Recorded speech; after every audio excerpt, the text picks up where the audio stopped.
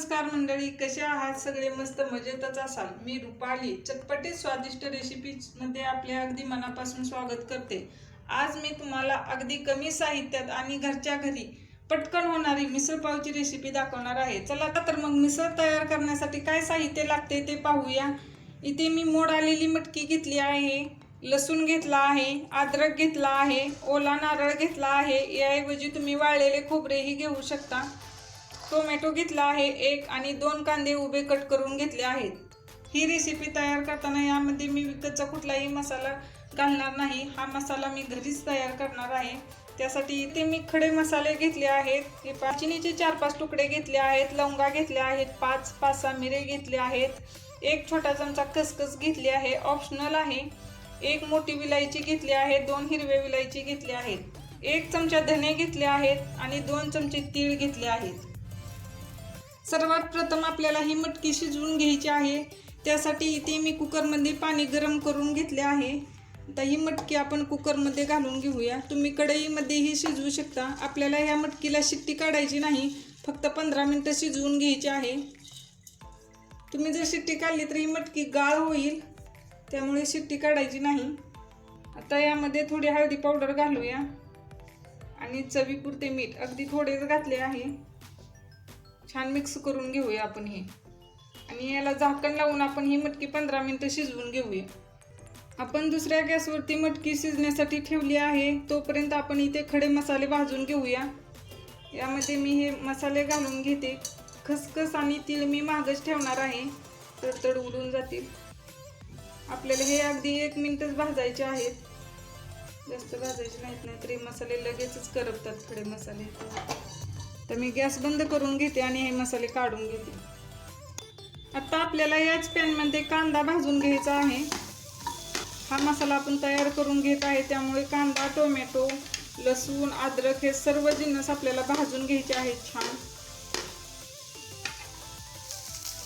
कांदा पटकन भाजण्यासाठी यामध्ये मी थोडे तेल घालून घेते, अर्धा चमचा आहे, आणि आपल्याला हा कांदा छान लालसर होईपर्यंत भाजून घ्यायचा आहे। हे पहा, इथे कांदा लाल होऊ लागला आहे। आता यामध्येच मी टोमॅटो घालून घेते। आपल्याला टोमॅटो ही छान मऊ होईपर्यंत भाजून घ्यायचा आहे। हे पहा, इथे कांदा आणि टोमॅटो छान भाजले आहे, लालसर झाले आहे। आता यामध्ये मी खसखस आणि तीळ घालून घेते।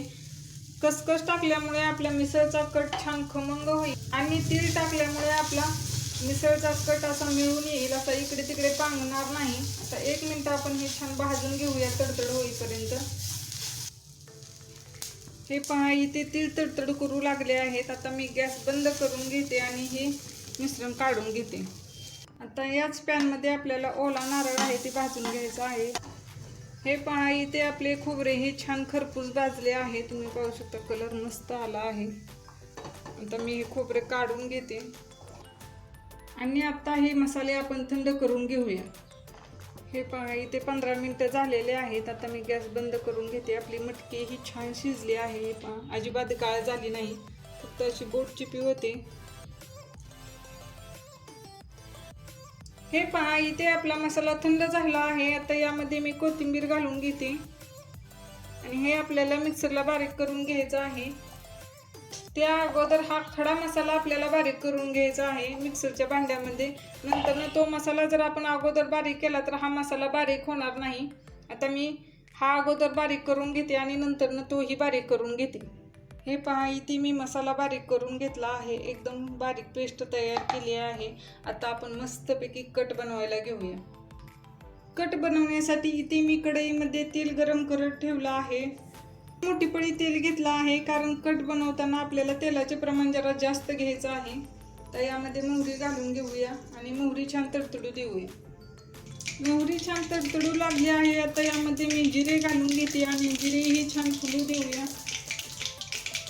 हे पहा, इथे जिरे आणि मोहरी छान फुलली आहे। हा मसाला आपण या तेलामध्ये घालून घेऊया।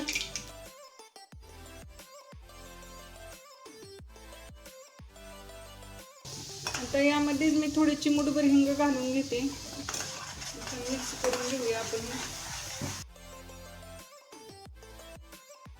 तर इथे मी काही कोरडे मसाले घेतले आहेत. 2 चमचा लाल काश्मीरी मिरची पावडर घेतली आहे, याने आपल्या कटला छान कलर येईल. हळद घेतली आहे 1 चमचा. इथे मी कांदा लसूण मसाला घेतला आहे 1 चमचा आणि थोडीशी धणे पावडर घेतली आहे.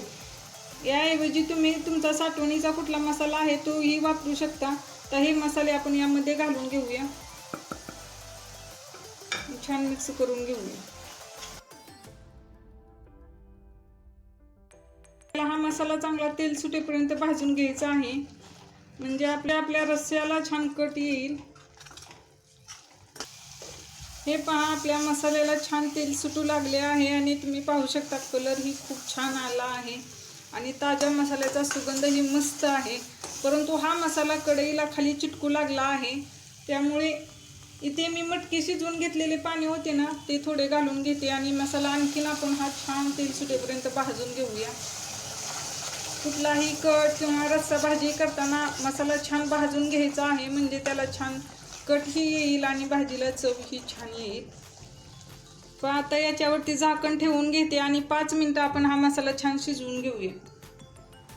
5 मिनिटं झालेली आहेत. आता आपण झाकण उघडून पाहूया. मस्त तेल सुटलं आहे, तुम्ही पाहू शकता. मसाल्याला एकदा मिक्स करून घेऊया आपण. आता आपण हे कुकरमध्ये मटकी आणि पाणी होते ना हे घालून घेऊया. मटकी ही घालायची आहे यामध्ये, छान मिक्स करून घेऊया.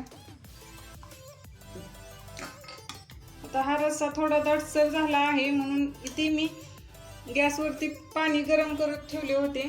गरम करूनच पाणी घालायचे आहे. आता यातील पाहिजे तेवढे पाणी मी यामध्ये घालून घेते.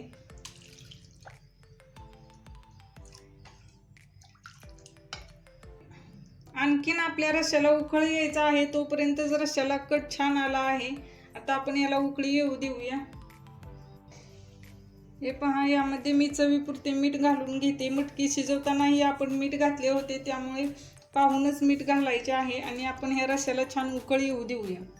हे पहा, आपल्या भाजीला उकळी येऊ लागला आहे आणि तुम्ही पाहू शकता कट मस्त आला आहे. कलर ही खूप सुरेख आला आहे आणि तुम्ही पाहू शकता भाजी किती दाटसर झाली आहे. आता ही भाजी मी स्लो गॅसवर 10 मिनिटं अशीच उकळवत ठेवणार आहे, म्हणजे आणखीन जास्त कट येईल आणि भाजीवरती असा छान कट तयार होईल. हे 5 ते 10 मिनिटं झालेली आहेत आणि कट कसा आला, एकदम मस्त असा, एकदम सुरेख आला आहे. आता मी गॅस बंद करून घेते आणि आपण मिसळची डिश तयार करून घेऊया. मिसळ तयार करताना सर्वात आधी मटकी घालून घ्यायची आहे, नंतर रस्सा घालायचा आहे, वरून भरपूर असा फरसाणा घालून घ्यायचा आहे आणि वरून कट घालून घ्यायचा आहे. लिंबू पिळायचं आहे, थोडे बारीक चिरलेला कांदा, कोथिंबीर आणि शेव घालून घ्यायची आहे. मस्त अशी आपली मिसळ तयार आहे.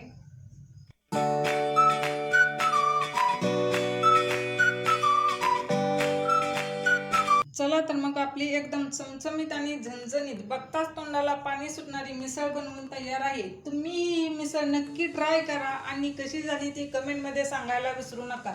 सो रेसिपी आवडल्यास चटपटी स्वादिष्ट रेसिपीज या यूट्यूब चॅनलला सबस्क्राईब करा. पुन्हा भेटूया अशाच मस्त चमचमीत रेसिपी सोबत. धन्यवाद.